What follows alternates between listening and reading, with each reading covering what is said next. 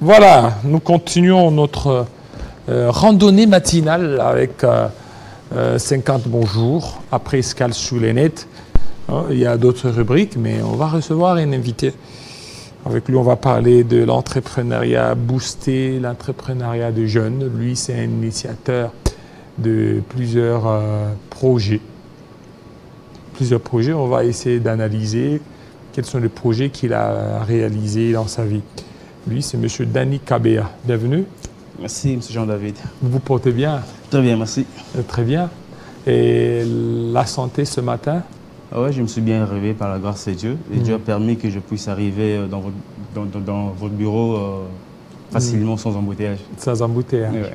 Alors, vous êtes à la base de plusieurs projets. Oui. Et ces projets, est-ce que vous vous sentez être le véritable initiateur? Est-ce que vous jouissez de la paternité de ce projet?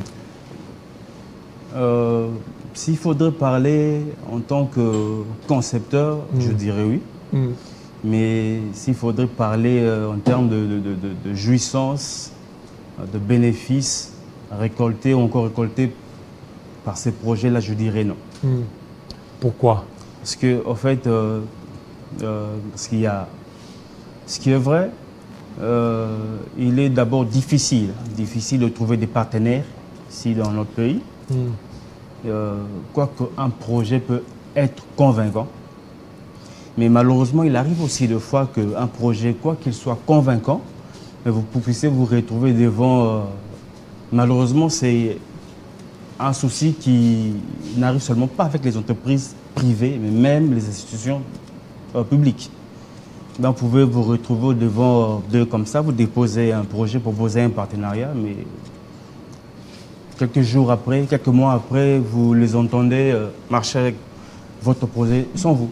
Sans vous. Exactement. Donc, vous déposez, maintenant, eux, le prennent sans que vous ne soyez au courant. Exactement. Est-ce que vos projets sont protégés? Oui. S'il faudrait parler de protection, oui. Protégés par Socoda. Oui, exactement. Alors, quels sont les projets que vous avez déjà mis en place? Bon, s'il faudrait parler seulement de ces projets pour lesquels je réclame la paternité. La paternité, il y en a 3. Lesquels? Il y a le Salon du livre pour enfants. Salon du livre pour enfants. Oui, un projet que j'ai déposé au niveau du ministère de l'Éducation provinciale de Kinshasa. À cette époque, je crois que c'était Mme Thérèse Olenga qui était encore ministre. Mais ce qui est drôle, c'est toujours au travers de votre chaîne que je suis les informations par rapport aux activités liées à ces projets. Donc, Salon du livre pour enfants. Oui. C'est quoi en fait ce projet? Qu'est-ce que tu as voulu transmettre par ces projets? Oui, en fait, par ce projet, j'ai juste voulu susciter une fois de plus cette envie, ce désir que je me souviens nous avions eu alors qu'on était encore à l'école primaire. Oui. Ce désir de lire des petits ouvrages, des bandes dessinées, tout ça. Parce que quand on essaie de sillonner un peu tout autour de nous, c'est comme si les élèves d'aujourd'hui ont un peu la tête ailleurs. Donc l'esprit de la lecture ne fait que disparaître petit à petit.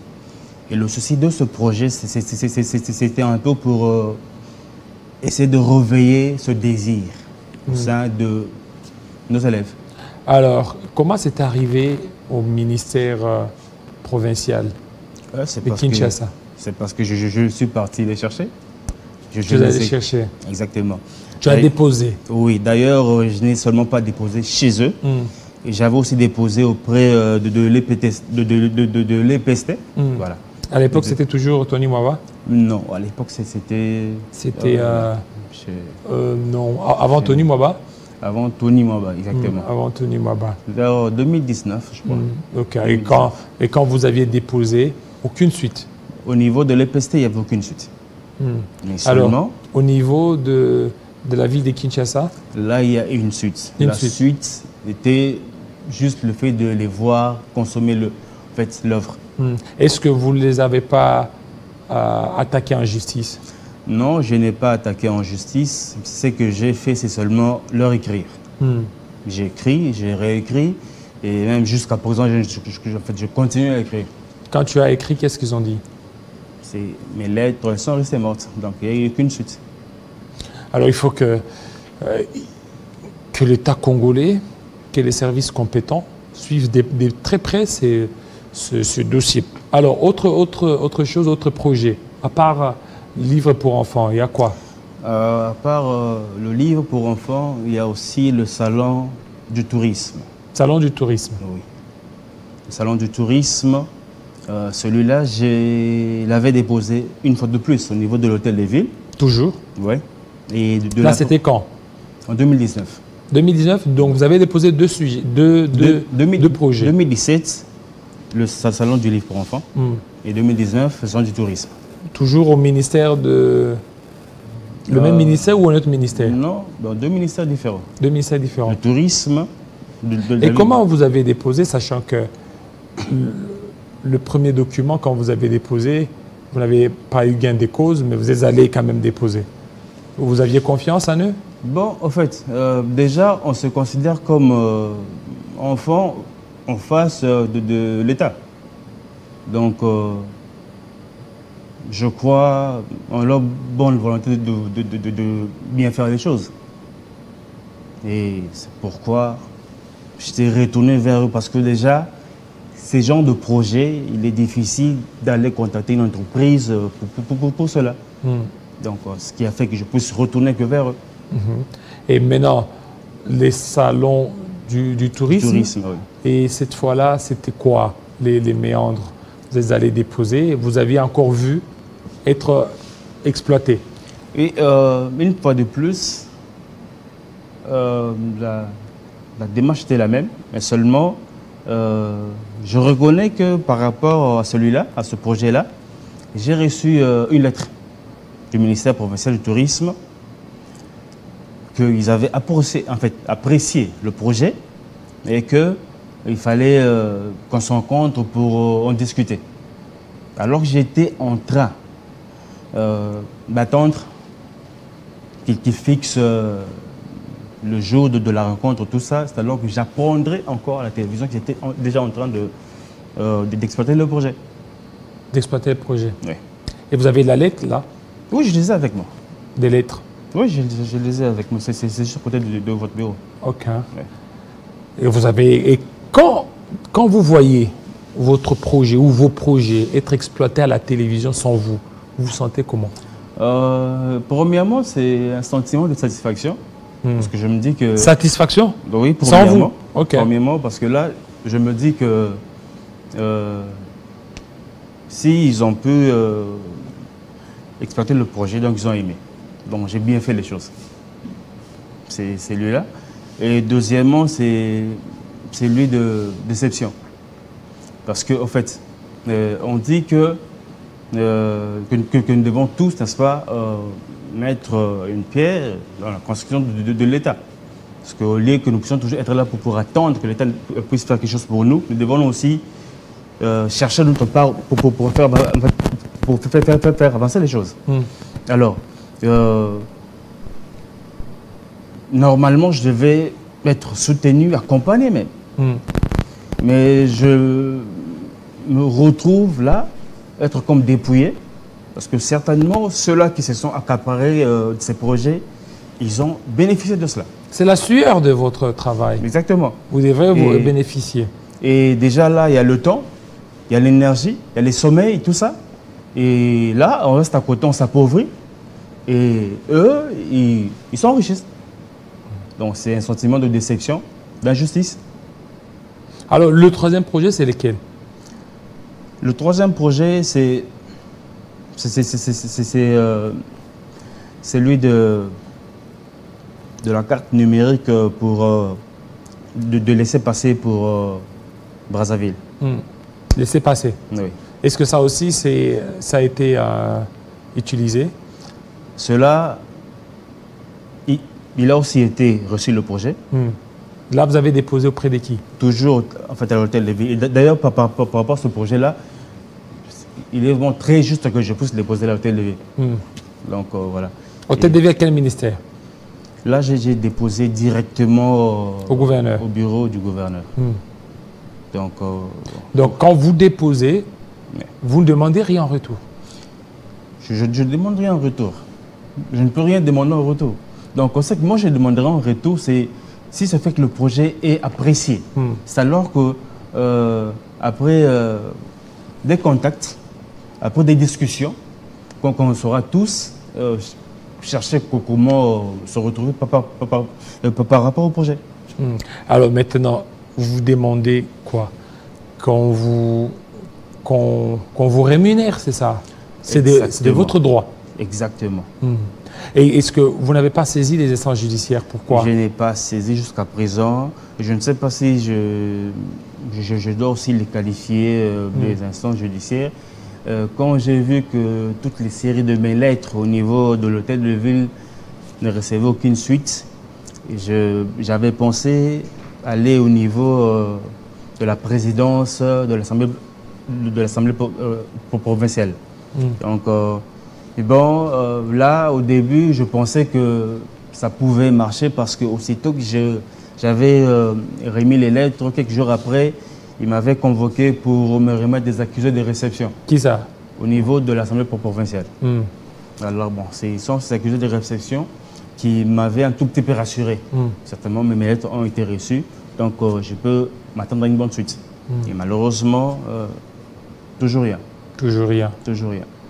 À l'Assemblée provinciale avec Godempoy. Oui.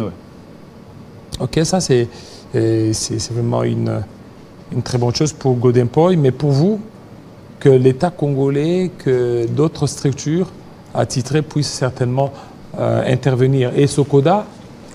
Sokoda, oui, nous les avons contactés, moi et mon avocat. On les a contactés parce que, bon, vous savez, bon, les avocats, ils voudraient rester dans la procédure. Parce que normalement, il fallait aller vers la Sokoda. C'est la Sokoda maintenant qui doit entrer en contact avec l'institution accusée. Et puis pour après trouver comment réparer et tout. Mais je crois que ça sera peut-être une révélation. Parce que la Sokoda, quand ils ont entendu qu'il y avait un souci plutôt avec des institutions de l'État, ils étaient découragés. Donc, la Sokoda? Oui. C'était comme s'ils ne pouvaient rien faire. Je ne sais pas pourquoi est-ce qu'ils ne pouvaient rien faire. Donc, ce qui a fait que je puisse me dire, bon là, je veux essayer un peu d'avancer de moi-même. Ok. Vous savez, c'est un Congolais qui est là. Un Congolais mérite aussi les honneurs. C'est un sacrifice qu'il a consenti. C'est un travail de la sueur, de longue haleine. Il a dit tantôt, le sommeil, beaucoup de sacrifices, mais jusque-là, il n'a rien eu. C'est dans son propre pays où il est en train de subir de telles injustices. S'il se retrouvait peut-être à l'étranger, à Dubaï, en Afrique du Sud, on comprendrait, non, lui c'est un étranger, mais c'est un Congolais. Il a terminé ses études. Au lieu de quémander, au lieu de faire autre chose ou s'est lancé dans les antivaleurs, il s'est lancé dans la conception des projets. 3 projets. Il a beaucoup de projets d'ailleurs. J'ai eu le temps de le côtoyer. Beaucoup de projets. Mais ces projets, lorsqu'il essaye de les déposer, les autorités s'accaparent de ce projet sans les concepteurs. Il est là, il n'a rien eu. Salon du livre, il n'a rien eu. Salon du tourisme, il n'a rien eu. Et tout ce qu'il a déposé au niveau de l'hôtel de ville de Kinshasa. Toujours des promesses, des lettres mortes, aucune réponse. Chères autorités du pays, songez à ces jeunes. Dani Kabeya. C'est un jeune Congolais. Ce n'est pas un jeune Brazzavillois, ce n'est pas un jeune Gabonais, c'est un jeune Congolais. Il a besoin de se retrouver dans ce qu'il a fait. Il a terminé en droit. Et quand il a terminé en droit, il se dit, qu'est-ce que je peux faire pour ce pays? Il s'est lancé dans des projets. Et le chef de l'État, Félix Tshisekedi, lui-même a dit qu'il devrait certainement faire des millionnaires congolais. Il y a des Congolais qui réfléchissent. Il y a des Congolais qui ont les idées. Mais lorsqu'il amène ces idées, qu'est-ce que vous en faites de ces idées? Et aujourd'hui, on a vu beaucoup d'autorités qui se tapent la poitrine comme si c'est leur projet, alors que ce n'est pas leur projet. Pourquoi ne pas donner ne fût-ce que quelque chose pour celui qui a fait ça? C'est la sueur de son front. Et la Bible dit que tu mangeras la sueur de ton front. Lui, il a fait ce projet. Mais pourquoi quand il essaie de faire ses lettres mortes? Alors que la justice congolaise, que Sokoda, fasse aussi quelque chose. Vous aussi, ne vous lassez pas, c'est votre travail. C'est le sacrifice de votre intelligence. N'abandonnez pas, continuez toujours. Merci, M. David. Voilà. Merci. Merci surtout pour ce passage. Je vous remercie, M. David.